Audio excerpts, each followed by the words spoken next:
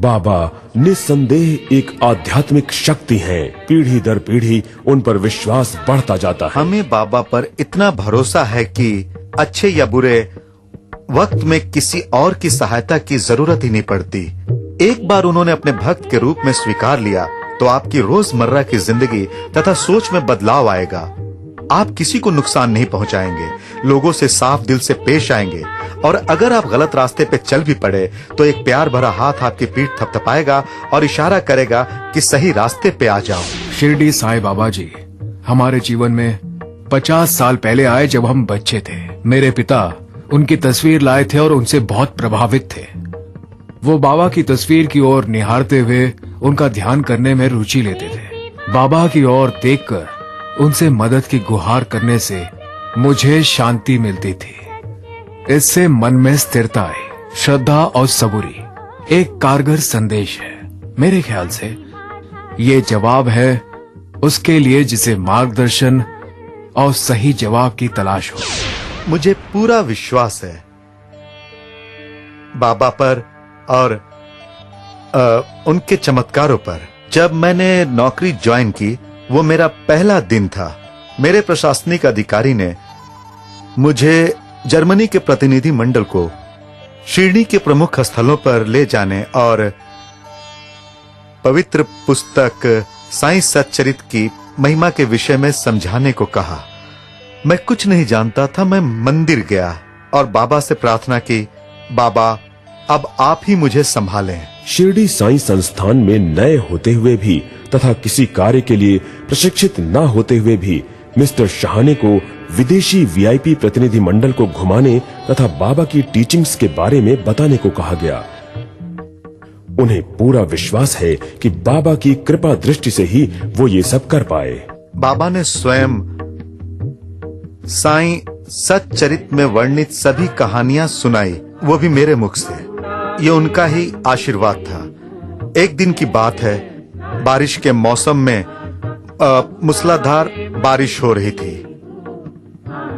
रात के करीब 12:30 बजे किसी ने हमारा दरवाजा खटखटाया और जब मैंने खोला तो देखा कि कुछ अजनबी थे। अंदर आकर उन्होंने कहा, बाहर बहुत जोरों की बारिश हो रही है, बिजली चली गई है और यहाँ के सभी रेस्टोरेंट। फिर काली आंधी भरी आधी रात को जब लाचार भक्त उनके घर खाने की उम्मीद से आए तब उन्हें एक शक्ति का आभास हुआ और सभी भक्तों को भोजन मिल सका, जबकि घर पर खाने की व्यवस्था ठीक से नहीं थी। मेरी पत्नी ने खाना बनाया। सिर्फ 20 मिनट के भीतर ही इन 14 लोगों को खाना परोसा गया।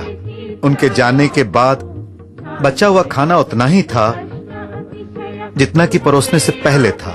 तभी मैंने महसूस किया कि बाबा ने स्वयं मदद की जब खाना बन रहा था।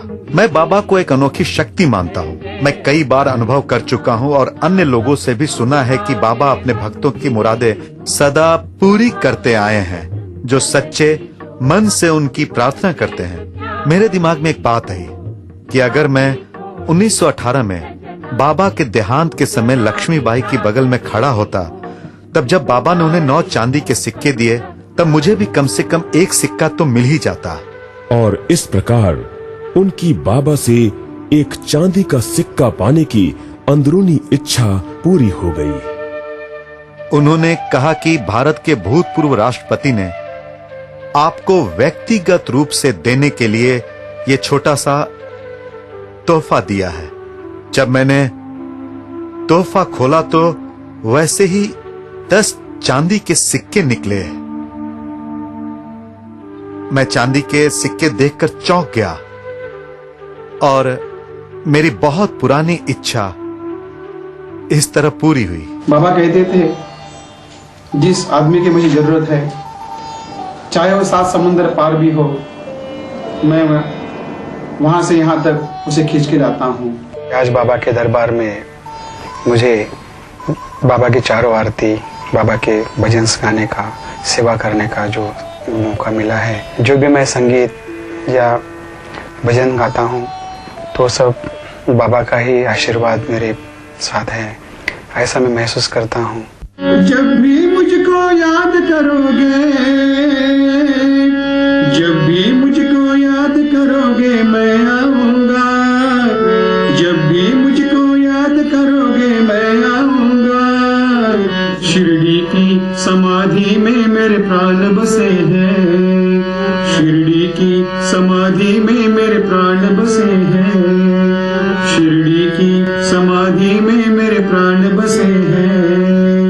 ये शिरडी साईं बाबा की असली मूर्ति है।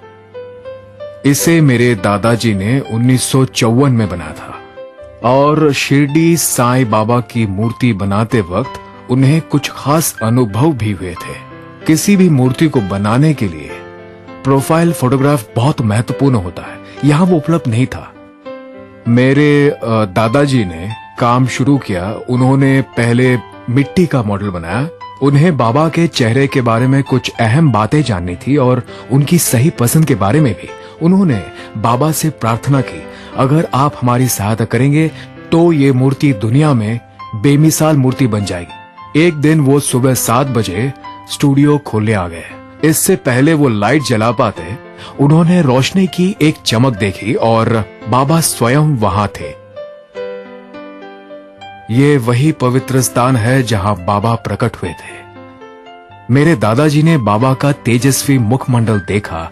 उनके गुरु के आशीर्वाद से उनके सभी संदेह दूर हो चुके थे। गुरु यानी श्री साईं बाबा। ऐसे अनुभवों के साथ उन्होंने मूर्ति पर लगातार काम किया। पहले ही नजर में कमेटी के सदस्यों द्वारा मूर्ति पसंद कर ली गई और ये बाबा की असली मूर्ति है और इसी मॉडल से समाधि मंदिर में जो बाबा की मूर्ति है वो बनाई गई थी। मूर्ति को स्थापित करते समय बाबा के सहयोगी स्वामी साईं शरणानंद, लक्ष्मीबाई तथा अन्य लोग उपस्थित थे।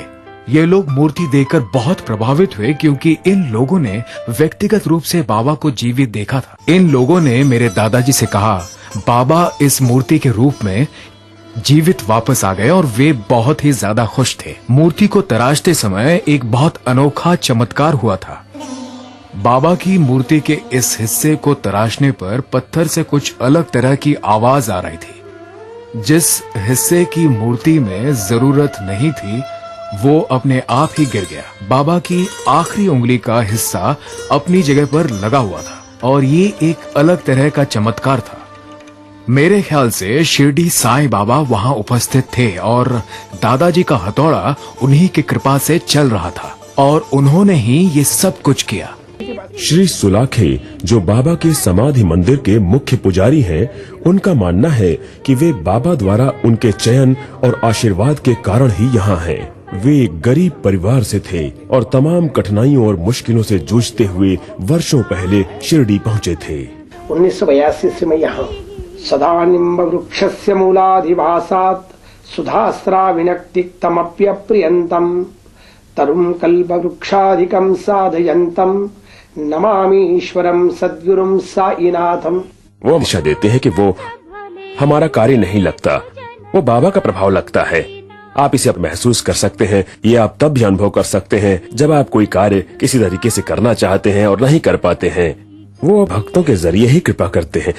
यहाँ तक कि साईं सच्चरित में वो कहते हैं, मैं तुम्हारे जरिए लिखूंगा, तुम केवल एक माध्यम हो। उसी तरह आज भी वो लोगों के माध्यम से कृपा करते हैं और ऐसा करके आनंद का अनुभव करते हैं। हालांकि मेरे अपने खुद के कई अनुभव रहे हैं, वे बहुत व्यक्तिगत और निजी हैं जिन्हें बताया नहीं जा सकता।